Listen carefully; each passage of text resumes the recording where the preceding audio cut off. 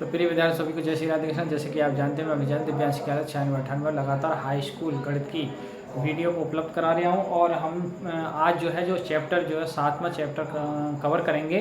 7वें chapter का नाम निर्देशांक ज्यामिति है और पहले निर्देशांक ज्यामिति के बारे में हम आपको बताएंगे फंडामेंटल, जो उसका बेस है, जो आधार है, जो सूत्र है लगेंगे प्रश्नावलियों में 7.1 7.2 में, वो पहले हम आपको बताएंगे। तो आइए चलते हैं हम चैप्टर नंबर 7 की ओर, निर्देशांक ज्यामिति। तो देखिए हम इससे थोड़ी संबंधित कुछ जानकारी है वो आप नोट कीजिए। देखिए एक हम बड़ा सा प्लस का चिन्ह यदि खींचते हैं, बड़ा सा यदि हम प्लस का चिन्ह खींचते हैं तो ये किसी भी कागज पे खींचेंगे तो उसके 4 भाग कर देगा बड़ा सा प्लस का चिन्ह। तो इसको कहेंगे हम एक्स अक्ष और इसको कहेंगे हम वाई अक्ष और इसको कहते हैं हम एक्स डैश अक्ष और इसको कहेंगे वाई डैश। ये माइनस में होता है और ये प्लस में होता है ऊपर की ओर। ये x इधर प्लस में होगा और इधर चलेंगे तो जो माइनस में होगा। अच्छा इसमें क्या है, ये जो पॉइंट है ये वाला, ये हमेशा मूल बिंदु होता है। जहाँ दोनों लाइनें कटिंग करेंगी, एक्स अक्ष और वाई अक्ष कटिंग करेंगी, वो मूल बिंदु कहते हैं। मूल बिंदु जो होता है वो हमेशा 0 0 होता है, ना वहाँ एक्स का मान होता है ना वाई का मान होता है। अब ये देखिए फर्स्ट चतुर्थांश है, प्रथम फर्स्ट चतुर्थांश, इसको हम सेकंड चतुर्थांश कहेंगे और इसको हम तृतीय चतुर्थांश कहेंगे या थर्ड, और इसको फोर्थ यानी चतुर्थ चतुर्थांश। इसमें क्या है, फर्स्ट में दोनों ही प्लस के होंगे, एक्स भी प्लस का होता है वाई प्लस की, इसमें एक्स माइनस का होता है वाई प्लस की होती है। तीसरे में दोनों ही माइनस के होंगे, चौथे में एक्स प्लस का होता है वाई माइनस की होती है। सही है। अच्छा एक बात और नोट करेंगे, जो निर्देशांक होता है,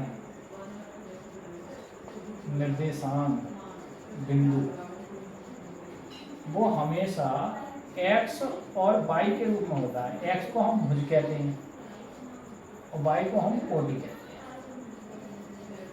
हैं। ये इसको भुज भी कहते हैं एक्स अक्ष को, इसको हम कोटि भी कहते हैं। ठीक है। अच्छा एक बात और सुने, अब दो बिंदु हैं, मान लो एक बिंदु ए है और एक बिंदु बी है और दो पहले बिंदु के निर्देशांक x1 y1 है और दूसरे के x2 और y2 है।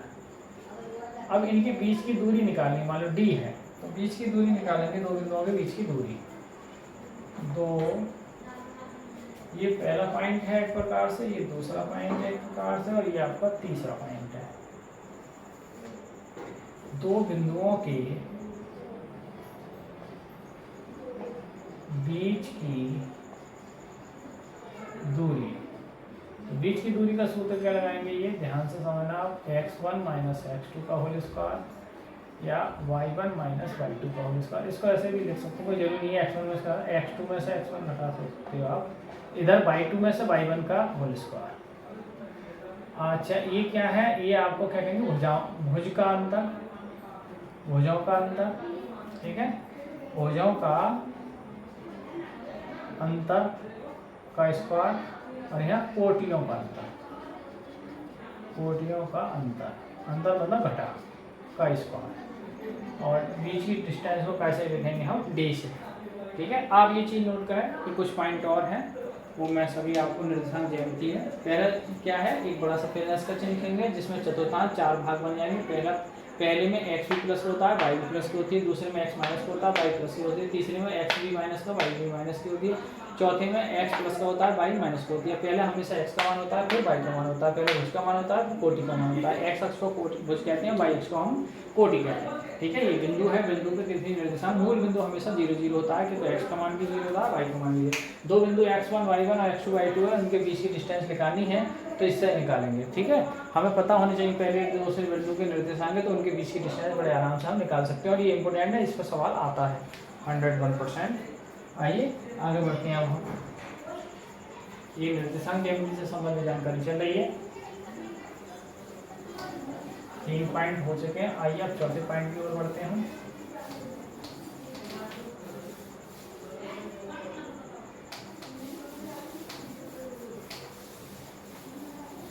चौथा पॉइंट क्या है देखिए, चौथा पॉइंट बनेगा आपका अंतःविभाजन।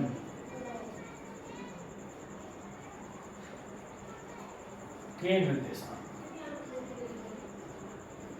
अब अंतःविभाजन क्या होता है, जैसे मैं आपको बता दूं, मान लो ये मार्कर है, ठीक है, और इस मार्कर का ये प्लेन है बिल्कुल, देखेंगे आप।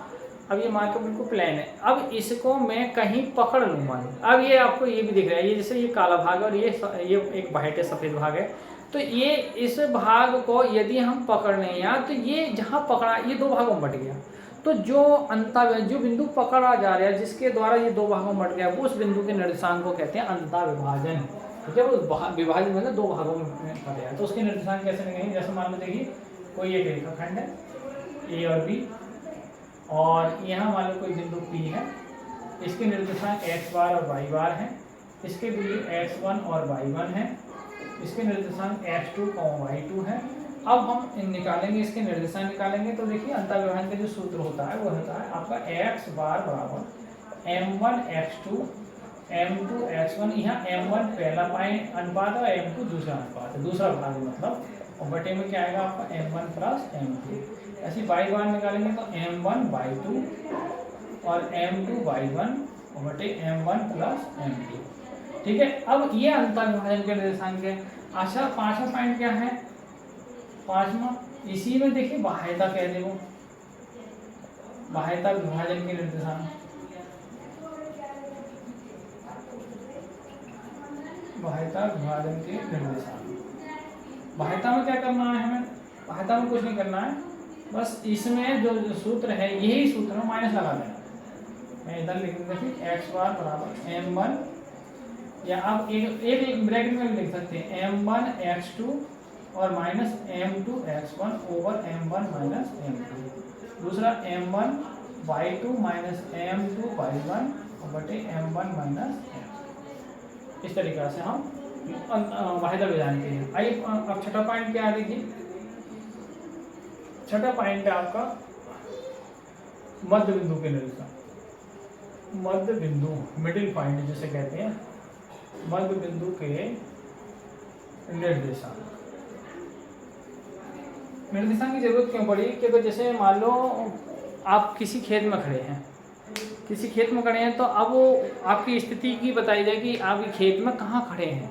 तो भैया एक बिंदु, एक मूल बिंदु माना जाएगा, एक पॉइंट का सिरा माना जाएगा, दिया उसका खेत का सिरा माना जाएगा। उसका कहेंगे कि भाई लंबाई में इतने मीटर चलो और चौड़ाई में इतने मीटर चलो, तब वो आपकी स्थिति जो है वो मिल जाएगी। तो लंबाई और चौड़ाई की जो स्थिति को निर्देशांक ज्यामिति की जरूरत पड़ती है, जिसमें ऐसा क्षेत्र, ऐसा समतल जिसमें लंबाई और चौड़ाई हो। मान लो ये बोर्ड है और बोर्ड में एक पॉइंट में है, तो अब आप इसमें ये इसके निर्देशांक इसे बताएंगे कि ये कहाँ है। तो आप कहेंगे, अब आपने मूल बिंदु इधर मान लिया, तो इसे मानेंगे तो भी आप कहेंगे इसमें लंबाई में आप चलेंगे 1 फीट है, 1 फीट 2 फीट या 1.5 फीट चलने के बाद, और आधा फीट चलेंगे ऊपर की, और वो जो बिंदु है वो मिल जाएगा। मध्य बिंदु के निर्देशांक कैसे निकालते हैं, जैसे कोई भी पॉइंट है, कोई बिंदु रेखाखंड है ए बी, और उसके बिल्कुल बीच के पॉइंट, उसको बीच के पॉइंट अगर निकालने हैं तो कैसे निकालेंगे। ये बिंदु P मान लो, इसके निर्देशांक वही x1 y1 और इसके x2 y2 है जाएंगे। तो मध्य बिंदु के निर्देशांक जो होते हैं, मध्य बिंदु के निर्देशांक कैसे निकालेंगे कि x बार बराबर x1 प्लस x2 बटे 2 और y बराबर y1 प्लस y2 बटे 2, इस तरीके से निकालेंगे। आइए अब आगे बढ़ते हैं, कुछ त्रिभुज से संबंधित है, ये जानकारी जरूर आप नोट कर लीजिए। वही फिर साथ में चैप्टर करते वक्त, प्रश्नावली करते वक्त हमें सवालों में कोई परेशानी नहीं आएगी, अगर ये फंडामेंटल हमें सब याद है तब कंटेस्ट करने पड़ेंगे इस सूत्र। ये त्रिभुज है, कोई त्रिभुज के केंद्रक के निर्देशांक, ठीक है, केंद्रक के निर्देशांक कैसे लेंगे, त्रिभुज के केंद्रक के निर्देशांक।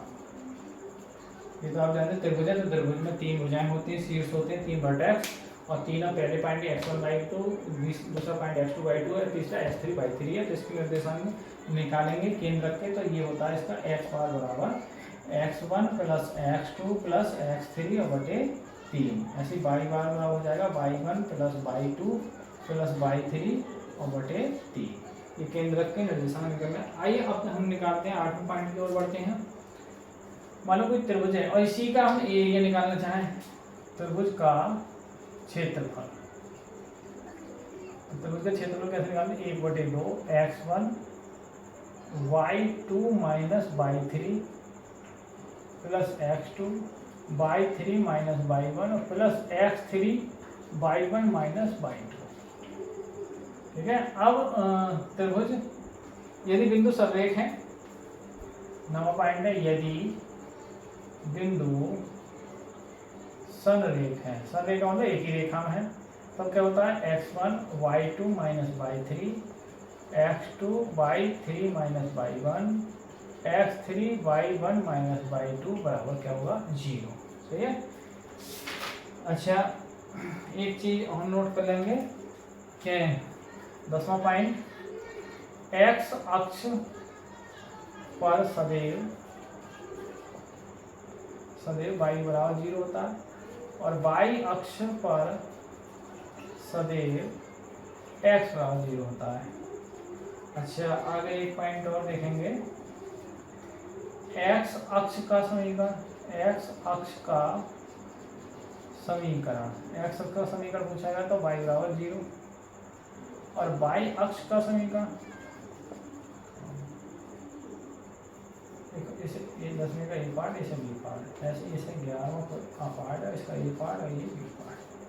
y अक्ष का समीकरण, y अक्ष का जो समीकरण होगा वो क्या होगा आपका? x बराबर 0।